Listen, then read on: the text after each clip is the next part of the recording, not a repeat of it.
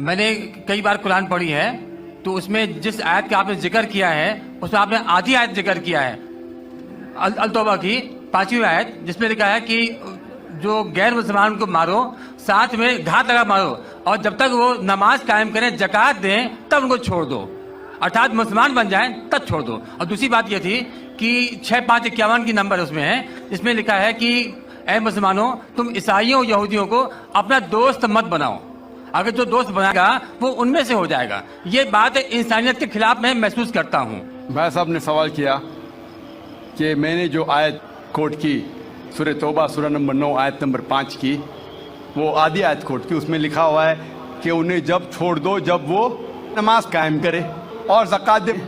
ये भी जो भाई साहब कह रहे, पूरी आयत का मैं हवाला देता हूँ। अगर आप पूरी आयत पढ़ेंगे तो आपको सही पस मंज़र मिलेगा। जैसे मैंने कहा था मेरी तकरीर में, हवाला तो दिया, आयत नंबर 5 में लिखा है सूरह तौबा सूरह नंबर 9 में कि अल्लाह सुब्हानहू व तआला मुशरिकीन मक्का को 4 महीने का वक्त देते सुधरने का, वरना ऐलान जंग। और जंग के मैदान में लिखा हुआ है कि जहाँ भी आप मुशरिकों को पाएंगे उनका कत्ल करो। Wait for them in every stratagem of war, उनका इंतज़ार करो और मैदान जंग में उनका कत्ल करो।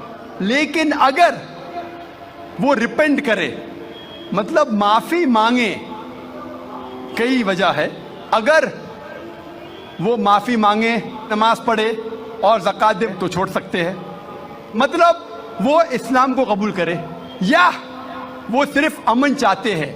तो कई ऑप्शंस दिए गए हैं। एक ऑप्शन है कि अगर वो रिपेंट करे, माफ़ी मांगे, इस्लाम को कबूल करे तो भी छोड़ दीजिए, या वो अमन चाहते हैं और इस्लाम कबूल नहीं भी करे तो भी छोड़ दो। आगे आयत में लिखा है, आयत नंबर 6 में, आयत नंबर 6 भी उसके साथ है ना, कि अगर वो अमन चाहते हैं तो उनको हिफाजत से ऐसी जगह पर ले जाओ जहाँ के वो महफूज है। तो बहुत से ऑप्शंस दिए गए हैं। लेकिन अगर वो आपसे झगड़ा करना चाहते मैदान जंग में तो उनका कत्ल करो।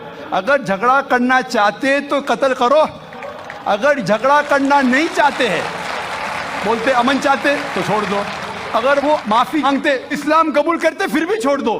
तो कई ऑप्शन दिए गए हैं। ये कहना गलत है कि वो इस्लाम कबूल करे तो ही छोड़ो।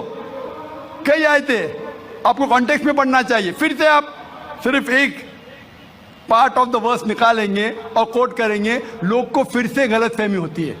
तो ये सही जवाब है कि बहुत से ऑप्शन दिए गए हैं। और कई जगह सूरह अनफाल में भी लिखा है कि अगर वो अमन चाहते हैं तो अमन बेहतर है। उसमें ये नहीं लिखा है कि इस्लाम कबूल करना उनके लिए ज़रूरी है। कर सकते हैं अगर वो इस्लाम को पसंद करते हैं।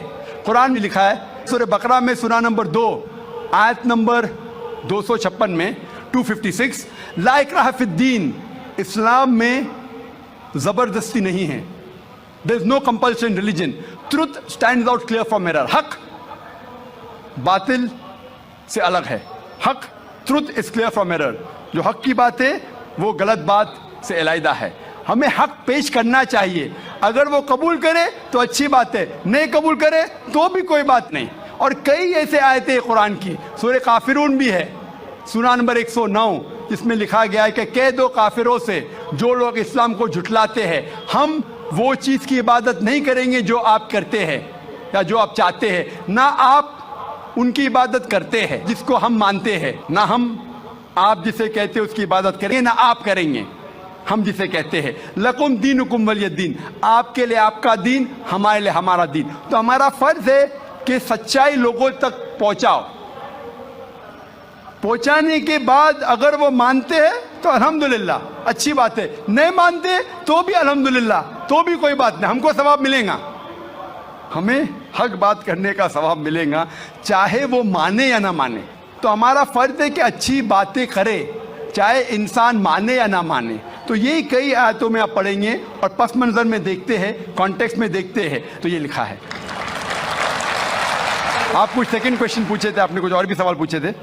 आप जरा 6551 नंबर जी, 6551 आयत नंबर दिया था, उसका आपने जिक्र नहीं किया। 6551 जिसमें लिखा हुआ है कि ऐ ईमान लाने वालों, तुम ईसाइयों या यहूदियों को अपना दोस्त मत बनाओ।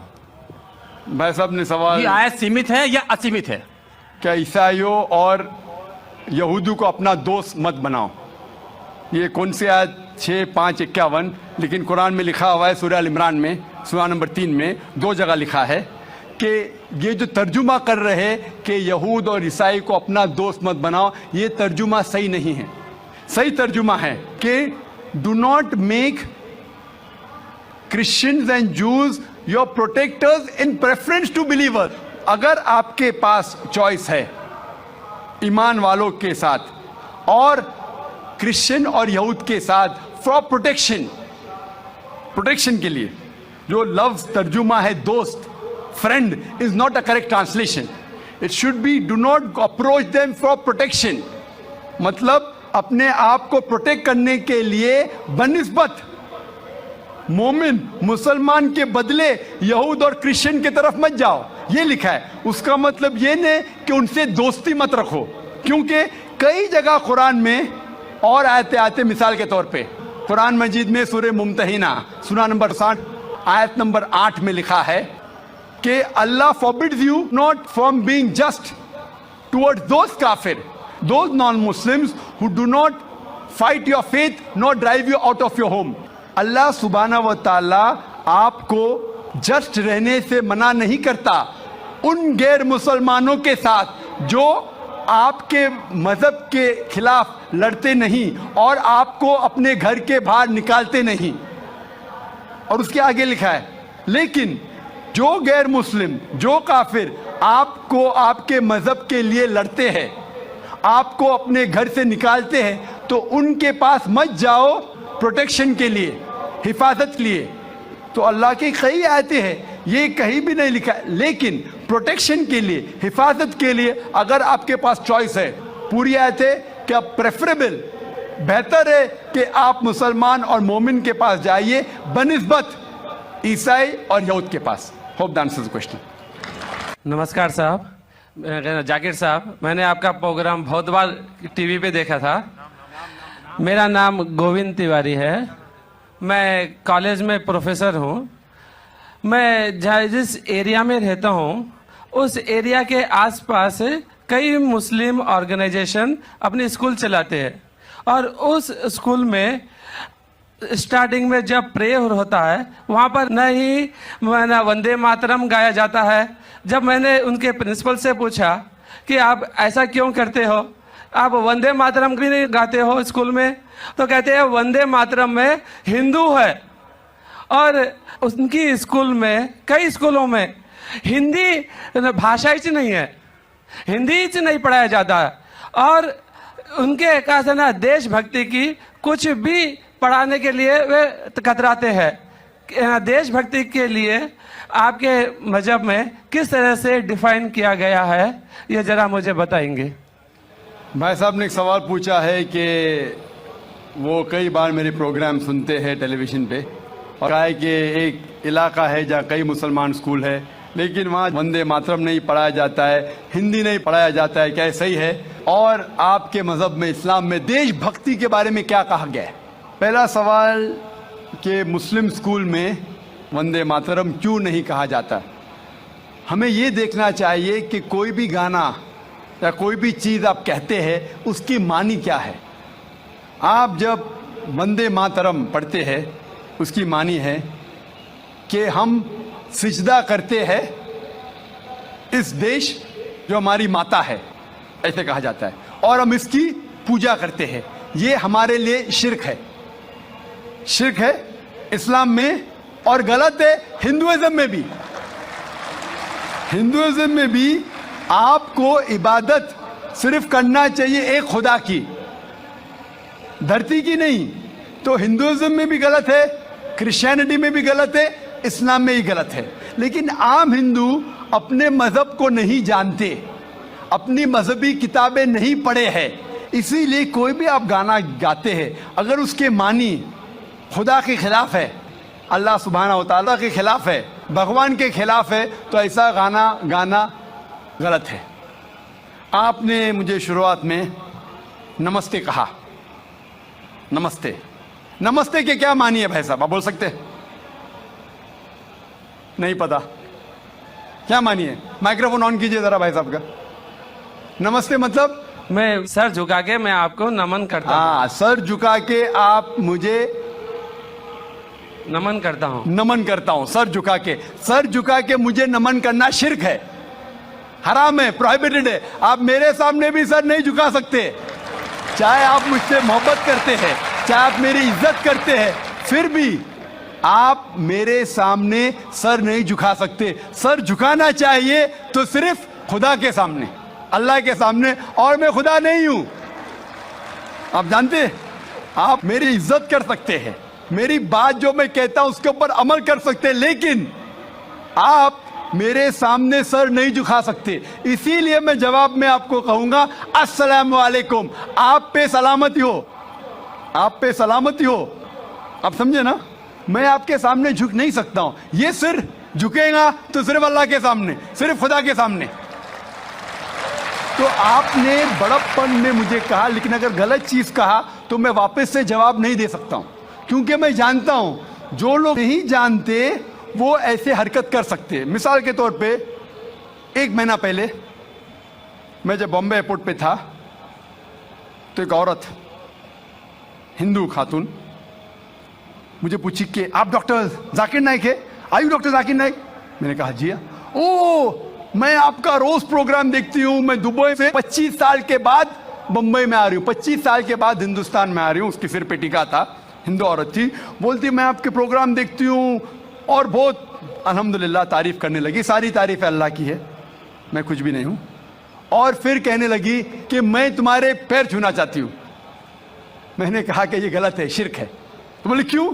वही जवाब मैंने दिया, आप जो भी कहो मैं आपकी बात मानूंगी। तो मैंने कहा आप कुरान मजीद पढ़िए, कुरान मजीद पढ़िए और इसके ऊपर अमल कीजिए। और मैंने तकरीर की है, similarities between Islam and Hinduism, Islam और हिंदुइज्म में यकसानियत। और साबित किया है कि हिंदुइज्म में भी लिखा है कि आप सिर्फ एक ईश्वर की इबादत करना चाहिए, जितने ऋषि आने वाले उनमें मानना चाहिए, और मोहम्मद सल्लल्लाहु अलैहि वसल्लम में भी। तो आपको अगर कुरान और वेदा पे अमल करना चाहिए जो यकसा है, आपको एक खुदा में मानना पड़ेगा और आखिरी पैगंबर मोहम्मद सल्लल्लाहु अलैहि वसल्लम पर। आपका और एक सवाल था कि हिंदी क्यों नहीं पढ़ाई जाती है, हिंदी मुस्लिम स्कूल में क्यों नहीं पढ़ाई जाती है? कुछ स्कूल में हो सकता है, लेकिन मेरे हिसाब से अक्सर स्कूल में हिंदुस्तान में हिंदी पढ़ाई जाती। जो स्कूल मैंने कायम किया हूं, इस्लामिक इंटरनेशनल स्कूल, उसमें भी हिंदी पढ़ाई जाती है। ना ही हिंदी, मराठी भी, जो हमारे स्टेट लैंग्वेज है, हम पढ़ाते हैं, जोर देते हैं अंग्रेजी और अरबी पर। नंबर 1 अंग्रेजी अरबी, फिर उर्दू, हिंदी, मराठी, आगे चल के संस्कृत भी सिखाएंगे, संस्कृत भी, ताकि हिंदुस्तानी लोग जितने मज़ाहिब इस देश में हैं उसको समझे। मैं गवर्नमेंट से कहता हूं कि हिंदुस्तान में संस्कृत आम करो। संस्कृत आम करेंगे तो लोग वेदा पढ़ेंगे, पढ़ने के बाद हक के तरफ आएंगे और हिंदू मुस्लिम एक हो जाएंगे। हिंदी को छोड़ो, संस्कृत, क्योंकि वेद संस्कृत में, हिंदी में नहीं है। हिंदू की जबान है संस्कृत। और मैंने तकरीर की है हिंदुइज्म और इस्लाम में यकसानियत। लेकिन आम हिंदू अपनी मजहबी किताब पढ़ा ही नहीं तो क्या जानेगा? तो मैं संस्कृत कोट करता हूं, फिर तर्जुमा करता हूं और कहता हूं कि आपको अगर लगता है कि मैं कुछ गलत कह रहा हूं, रेफरेंसेस देता हूं मैं। आपका आखिरी सवाल था कि इस्लाम में देशभक्ति के बारे में क्या कहा गया है। इस्लाम में कहा गया है कि सबसे पहले जो मैं बात मानना चाहिए वो हमारे खालिक की, बनाने वाले की, खुदा की, अल्लाह की, सबसे पहले। अगर अल्लाह की बात से कोई दूसरी बात टकराती है तो उसे छोड़ देना चाहिए। जहां तक कि मैं हिंदुस्तानी हूं और मैं गर्व से कहता हूं कि मैं फंडामेंटलिस्ट मुस्लिम हूं, I am a good practice Indian. Fundamentalist, बुनियाद परस्त मुस्लिम भी हूं और अच्छा हिंदुस्तानी भी हूं। मैं हिंदुस्तान के कॉन्स्टिट्यूशन को जानता हूं। हिंदुस्तान के कॉन्स्टिट्यूशन में एक भी चीज फर्ज नहीं है जो इस्लाम में हराम है, और ऐसी कोई भी चीज नहीं है जो हमें मजबूर करती है जो इस्लाम में हराम है।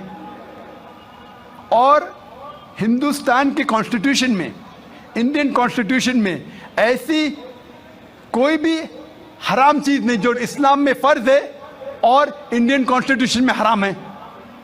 तो मैं दोनों को साथ में लेके चलता हूं, लेकिन अगर टकराव होगा, मेरे हिसाब से I can be a very good Muslim and a good Indian. मैं अच्छा मुसलमान भी हूं और अच्छा हिंदुस्तानी भी हूं, लेकिन अगर आगे चल के, अभी तो कोई टकराव नहीं है, लेकिन अगर आप ऐसे देश में हैं जो देश का कानून अपने खालिक के कानून से टकराता है, तो खालिक का कानून ऊंचा है, खालिक का कानून ऊंचा है, खुदा का कानून ऊंचा है, अल्लाह का कानून ऊंचा है, फिर आता है देश। देश ने हमें, ठीक है, ये देश में हम जीते हैं, देश हमारे लिए फैसिलिटीज देता है, लेकिन हमें जान किसने दी? देश ने या खालिक ने? खुदा ने दी। ये हवा जो है, ये हवा के बिना 5 मिनट भी आप जिंदा नहीं रह पाएंगे। कितना? 5 मिनट भी नहीं जिंदा रह पाएंगे। किसने दी? देश ने या अल्लाह ने? खुदा ने। देश ने भी हमारे लिए अच्छे काम किए। मैं देश के खिलाफ नहीं हूं, मैं भी देशभक्त हूं। देशभक्त के मानी क्या? अगर आप बोलते देशभक्त मतलब देश की इबादत करना, तो मैं देशभक्त नहीं हूं। अगर देश की तरक्की चाहता हूं, हाँ मैं हूं देशभक्त। तो देशभक्त की मानी क्या इंपॉर्टेंट है। अगर देशभक्त मतलब देश की इबादत करना, तो ये गलत है। इबादत सिर्फ मैं खालिक की करता हूं, अल्लाह की करता हूं, खुदा की करता हूं, लेकिन देश की भलाई चाहता हूं। अगर वो देश कोई कानून लागू कर रहा है, वो शरीयत के अंदर है, खुदा के कानून के दायरे के अंदर है, तो मैं उनके साथ हूं। कई चीजें इस्लाम में मुबाह है, ऑप्शनल है, और अगर देश उसे कहता है कि करो, तो मैं करूंगा। लेकिन अगर कोई देश, चाहे वो अमेरिका हो या यूके हो, वहां का कानून अगर इस्लाम के खिलाफ है, तो मैं उस देश के कानून के खिलाफ जाऊंगा, क्योंकि मैं सबसे पहले मोहब्बत करता हूं खालिक से, खुदा से, अल्लाह से, फिर अपने देश से।